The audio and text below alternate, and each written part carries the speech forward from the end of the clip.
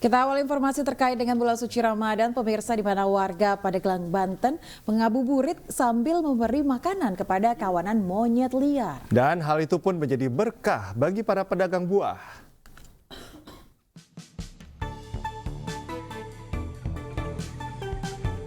Inilah aktivitas warga Desa Mekarsari, Kecamatan Panimbang, Pandeglang, Banten saat menjelang berbuka puasa. Seperti sudah mengetahui akan waktunya makan, kawanan monyet liar keluar dari habitatnya untuk mendapatkan makanan. Di tempat ini para pedagang menyiapkan aneka buah-buahan untuk dibagikan kepada kawanan monyet, mulai dari pisang, rambutan, duku, dan aneka buah-buahan lainnya. Hal ini juga menjadikan berkah tersendiri bagi para pedagang yang biasa berjualan di tempat ini. Tak jarang warga dari luar daerah juga ikut hadir untuk ikut serta memberi makanan kepada hewan mamalia ini. Ini omset yang abang peroleh nih selama kegiatan ini, bang, suka menghasilkan berapa ini, bang? Nggak tentu sih, Pak. Nggak tentu. Ya kadang 150, ya kadang 200, paling kecil ya 70. Alhamdulillahnya mah ada aja gitulah. Ada yang beli ya, bang ya? Menurut salah seorang warga, hampir setiap hari dirinya membawa serta anak-anak untuk datang ke tempat ini. Ngasih makannya yang sesuai dengan di habitatnya, kayak pisang, kayak kelapa gitu. Tapi jangan dikasih ciki atau makan makanan yang olahan pabrik. Jadi harus sesuai dengan yang biasa mereka makan.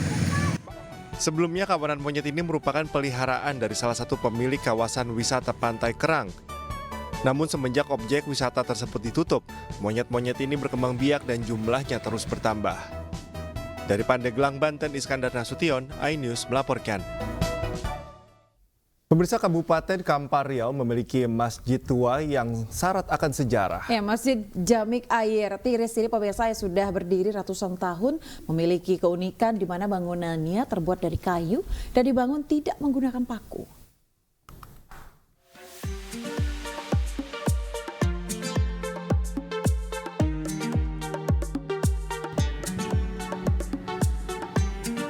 Dibangun pada tahun 1901, Masjid Jamik Air Tiris yang terletak di Desa Tanjung Berulak, Kecamatan Air Tiris, Kabupaten Kampar, merupakan masjid tertua di Provinsi Riau. Masjid yang dibangun seorang ulama lokal bernama Datuk Engku Mudo Songkal memiliki banyak keunikan. Seluruh konstruksi bangunan terbuat dari kayu dan dibangun tanpa memakai paku, hanya menggunakan pasak tiang. Sedangkan tangga, dinding dan tiang masjid diukir dengan ukiran khas Cina dan Melayu. Di salah satu bak air tempat berwudu terdapat batu alam mirip kepala kerbau. Konon, batu tersebut dapat berpindah-pindah tempat. Warga pun meyakini air yang ada di dalam bak dapat menyembuhkan segala macam penyakit. Di zaman penjajahan, masjid pernah dicoba dibakar oleh Belanda, namun bangunan masjid tidak hangus terbakar. Masjid didirikan waktu itu kita kan dijajah Belanda kan. Jadi Belanda ini bukan seagama dengan kita kan. Jadi waktu itu kan dibunuh tak ada apa kan, resiko itu masih dijajah. Jadi dia agak apa kan sama masjid itu, dia ambil minyak, disiram, dibakar ya. Habis api itu masjid ini mungkin bagus daripada yang biasa. Sementara di tahun 1970, masjid ini menjadi satu-satunya bangunan yang bertahan setelah ratusan rumah hanyut akibat dilanda banjir besar. Karena memiliki sejumlah keunikan, masjid syarat sejarah ini dijadikan sebagai objek wisata religius. Setiap di bulan suci Ramadan dan Hari Raya Idul Fitri, masjid ini selalu ramai dikunjungi warga dari berbagai daerah. Dari Kabupaten Kampar Riau, Indra Yose Rizal, iNews melaporkan. Pemirsa, kue nastar menjadi salah satu kue kering yang identik dengan suasana Lebaran. Ya, di Bali terdapat kue nastar yang berbeda. Jika biasanya nastar berbentuk bulat, namun nastar kali ini bentuknya pipih atau gepeng.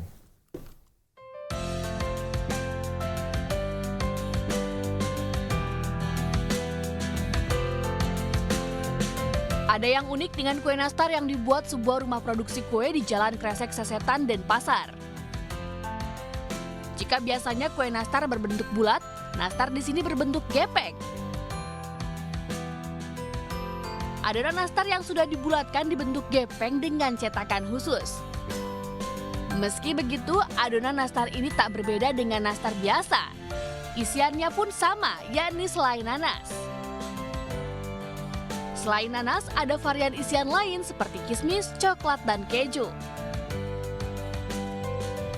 Menurut penjualnya, di momen Ramadan dan jelang Lebaran, pemesanan nastar gepeng bisa mencapai 2.300 hingga 2.500 kotak. Pintas saja untuk bikin nastar yang nggak biasa. Itu loh, jadi kita coba gepengin karena kan nastar biasanya bulat dan di dalam toples kan. Jadi sekarang kita coba gepengin supaya aman juga di pengiriman dan juga menarik. Packingnya juga bisa oke ya. Ramadan Idul Fitri biasanya kita rame karena berbarengan dengan musim liburan ya. Berbarengan dengan musim liburan, turis-turis domestik pada ke Bali. Jadi biasanya penjualannya meledak sih. Usaha yang telah berjalan sejak 2017 ini dibantu 5 orang pekerja. Dalam sebulan mampu menghasilkan omset hingga puluhan juta rupiah. Sekotak kue nanas gepeng ini dibanderol mulai dari Rp55.000 per kotak dengan isian 9 keping nastar gepeng. Anda pun bisa jadikan nastar gepeng ini sebagai sajian kue lebaran. Dari Denpasar, Indra Ari, iNews melaporkan.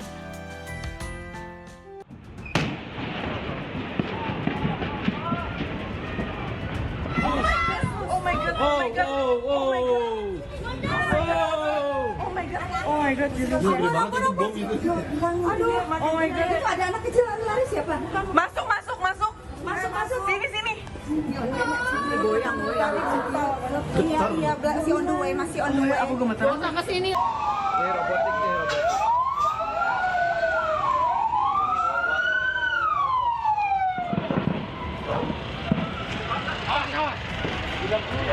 Pulang dulu. Allah Akbar. Wah, bener ya, Mayu. Gudang peluru yang di samping Kampung Parung Pinang.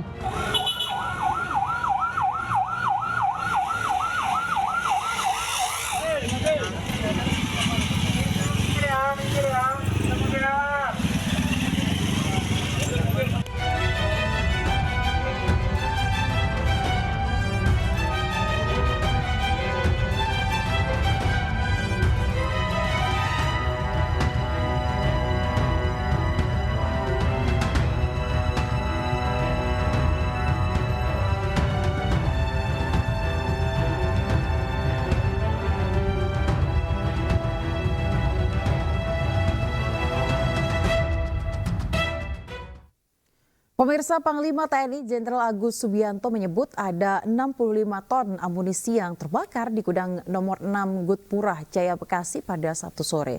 TNI akan mengevaluasi untuk mengetahui penyebab kebakaran dan ledakan tersebut.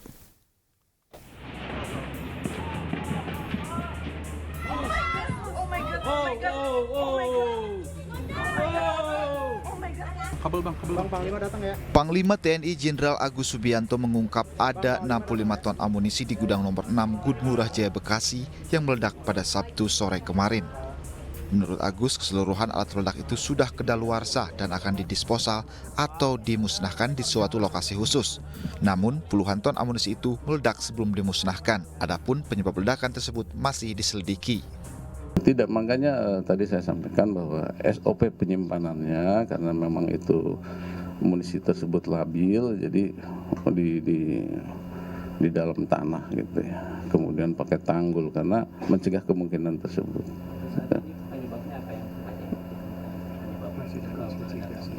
Ya masih dicari penyebabnya.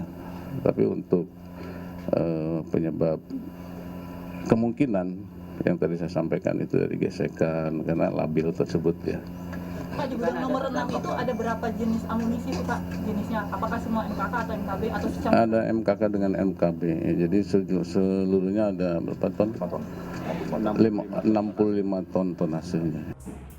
Kepala Staf TNI Angkatan Darat Jenderal TNI Maruli Simanjuntak mengatakan alat peledak yang terbakar pada Sabtu sore rencananya akan dimusnahkan setelah Lebaran ini. Selain itu, Maruli juga menyebut akan melakukan evaluasi menyeluruh untuk mengetahui penyebab meledaknya gudang amunisi ini. Masuk. Secara keamanan kita kan sudah cukup bagus. Nanti kita lihat lagi lah. Mungkin itu dari segi gangguan, apa resiko-resiko lain kita akan evaluasi. Kalau saat izin perihal untuk senjata yang udah expired ini, sejatinya kalau misalkan itu masih amunisi yang udah expired ini, sejatinya kalau misalkan masih dipaksakan buat dipakai itu risikonya seperti apa sih Pak? Bahaya, itu kan bisa meledak di laras, yang gitu, yang munisi-munisi kecil bisa meledak pada saat perjalanan dan segala macam lah, kira-kira begitu. Panas juga ya? Termasuk lah, karena memang kondisinya memang sudah 10 tahun misalnya, sudah kondisi rusak lah. Good Murah Jaya meledak pada Sabtu sore atau lebih tepatnya saat jam berbuka puasa. Meski ledakan sempat dirasakan lebih dari 1 km, peristiwa tersebut dilaporkan tidak menelan korban jiwa. Dalam kebakaran itu, puluhan mobil pemadam kebakaran dikerahkan ke lokasi. Api baru bisa dijinakan pada Minggu dini hari. Petugas masih melakukan pendinginan di lokasi tersebut. Ledakan di gudang peluru milik TNI pada Sabtu sore pemirsa membuat sejumlah rumah warga di Kabupaten Bogor dan Bekasi, Jawa Barat rusak. Warga meminta ganti rugi karena kerusakan cukup parah, mulai dari tembok retak hingga plafon rumah ambruk.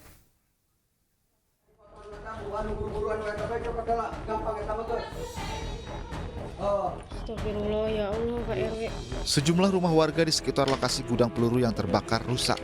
Kerusakan rumah warga ini terjadi akibat kerasnya ledakan dari kebakaran gudang peluru milik TNI.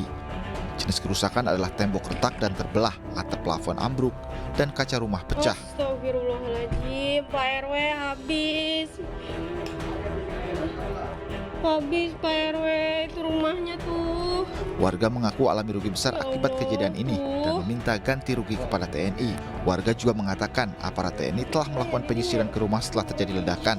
Sementara untuk ganti rugi sedang diproses oleh pihak RT RW setempat. Ganti rugi atau gimana? Mungkin ada. Sekarang lagi diaju-ajukan lah ya, memang diurus-urusin sama Pak Lurah, Pak RW. Ada lah Mas, masa nggak ada lah. Kita mau gimana? Mau lebaran ini. Dia harus ganti rugi. Iya harus. Jangan sampai lah. Sejumlah rumah warga di Bekasi juga rusak akibat ledakan yang ditimbulkan dari kebakaran gedung amunisi milik TNI. Seperti rumah warga di Kampung Curug Parigi RT 01 RW 08, Kelurahan Cikiwul, Kecamatan Bantar Gebang, Kota Bekasi, Jawa Barat. Kerasnya ledakan membuat sejumlah tembok-tembok rumah warga mengalami kerusakan dan retak-retak. Bahkan kerasnya ledakan membuat warga berhamburan keluar rumah dan mengungsi ke tempat yang lebih aman. Kebakaran gudang peluru milik TNI di Desa Ciangsana, Kecamatan Gunung Putri, Kabupaten Bogor, Jawa Barat terjadi pada Sabtu sore, tepatnya saat jam berbuka puasa. Tidak ada laporan korban jiwa akibat peristiwa tersebut. Namun, Panglima TNI Jenderal Agus Subianto meminta warga untuk melapor jika menemukan serpihan berbahaya, termasuk adanya serpihan amunisi. Jenderal Agus juga memastikan akan mengganti rugi kerusakan yang ditimbulkan akibat insiden ini.